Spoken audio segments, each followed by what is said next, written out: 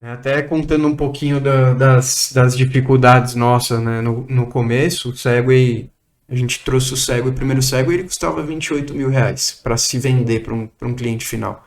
À época, o Preço de Fiat, tabela. Fiat Uno era vendido a 26.900, ou seja, mais barato. Por quê? Imposto. Imposto à época a gente pagava imposto de automóvel, né? E, enfim, não, que é um ponto que a gente precisa ainda melhorar muito, já deu alguns passos para favorecer, né, a eletrificação, para a gente parar de emitir tanto CO2, mesmo tendo tanta natureza, a gente precisa dar valor a isso, né, e cuidar. Uhum. Mas o Segway, basicamente, o mercado dele é segurança de shopping, né? E a gente chegou num ponto que, pô, chegava lá pro segurança do shopping, o chefe de segurança falava, pô, coloco 4 seguranças dentro de um Fiat Uno e eu pego 200 quilômetros por hora. Porque eu vou pegar um veículo que eu subo um segurança em cima, que pega 20 quilômetros por hora, né? E custa o mesmo valor. E a gente falou, pô, implementar, desenvolver mercado para essa tecnologia aqui no Brasil, a gente precisa pensar de uma forma diferente. E lá em 2006 já a gente trouxe como locação. Então, chegava pro chefe de segurança e falava, tá vendo esse estacionamento? Quantos segurança você precisa a pé para fazer a ronda aqui? Ah, eu preciso de 5. Tá bom, então vamos fazer um teste. Eu vou deixar um cego uma semana com você. Você vai fazer um segurança fazer a ronda de todos. Ah, não vai dar conta, não tem como, não tem jeito.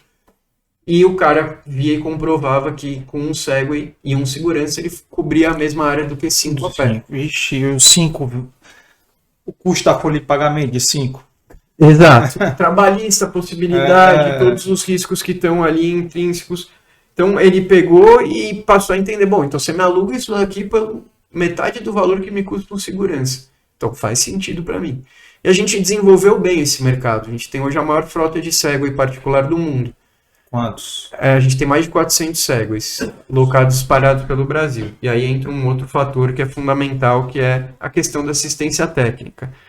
Né? Eu estava falando que o Segway, o mercado é shopping center, né? A gente não tem 400 shopping centers dentro da cidade de São Paulo. Está espalhado pelo Brasil inteiro, com poder aquisitivo. E para eu atender, por exemplo, em outra cidade, eu preciso garantir, alugando primeiro, que o meu produto tem uma qualidade muito boa, que não vai deixar o cliente na mão e me deixar na mão, porque parou o veículo, eu paro de cobrar a locação. Então ele tem que ter qualidade, robustez, tem que ser um veículo pensado realmente para aquela utilização, né? E por outro lado, eu preciso ter a rede de assistência técnica, porque se parou mais de 24 horas, também desconta da locação.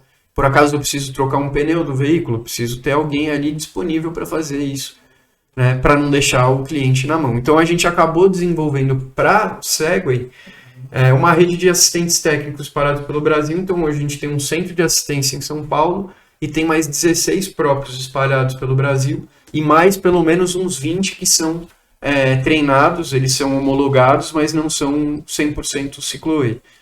Isso ajudou muito quando no relançamento, né, que a gente transformou, como eu estava falando, a Segway na Cicloe, Segway Brasil na Cicloe, para trazer outros veículos para o mercado. A gente entendeu assim, bom, o Segway para mobilidade. Então, qual que é o nosso propósito? Melhorar a vida das pessoas, é trazer uma matriz de uma forma de se locomover nas cidades que faça mais sentido, porque a gente anda dentro de um carro de 2 toneladas para levar uma pessoa para ir comprar pãozinho na padaria que pesa 20 gramas para voltar para casa para tomar o café da manhã.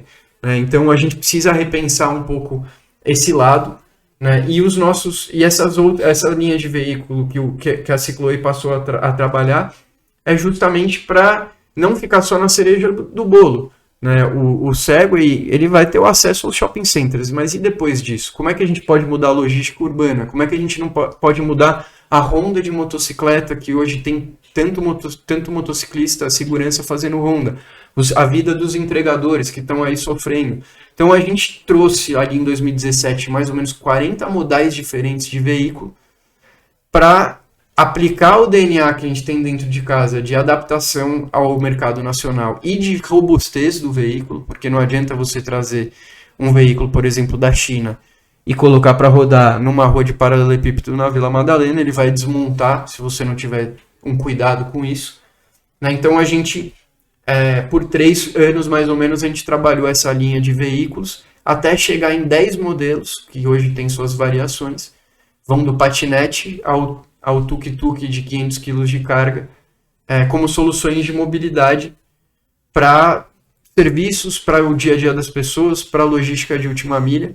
E assim, a cada vez que a gente recebe um cliente novo ou conversa, faz um grupo de trabalho com algum cliente, a gente descobre uma utilidade nova para um tuk-tuk, por exemplo.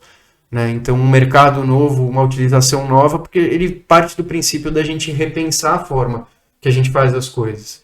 Né? Por exemplo, o nosso hoje, o tuk-tuk mais conhecido, que é o Formigão, ele pesa 500 quilos e leva... Desculpa, ele pesa 300 quilos, ele leva 550, por isso o nome Formigão. Leva mais peso do que ele mesmo pesa. E ele leva o mesmo volume e o mesmo peso do que uma Fiorino, que custa 2,5 vezes o preço. A Fiorino é o carro mais padrão assim, de distribuição de centros urbanos. Né? Ele custa 2,5 vezes a menos do preço. E você, rodando com uma Fiorino em São Paulo, por exemplo, 2.000 km, você está emitindo 3,5 toneladas de CO2, que com o Formigão você está deixando de emitir. É um veículo que pega 45 km por hora, porque você não passa dessa velocidade em São Paulo, então não adianta a Fiorino pegar 180, só vai servir para o frotista tomar mais multa, porque é isso que acontece com o motorista que está lá na ponta, ele vai querer andar, e traz muito mais segurança para quem está pilotando.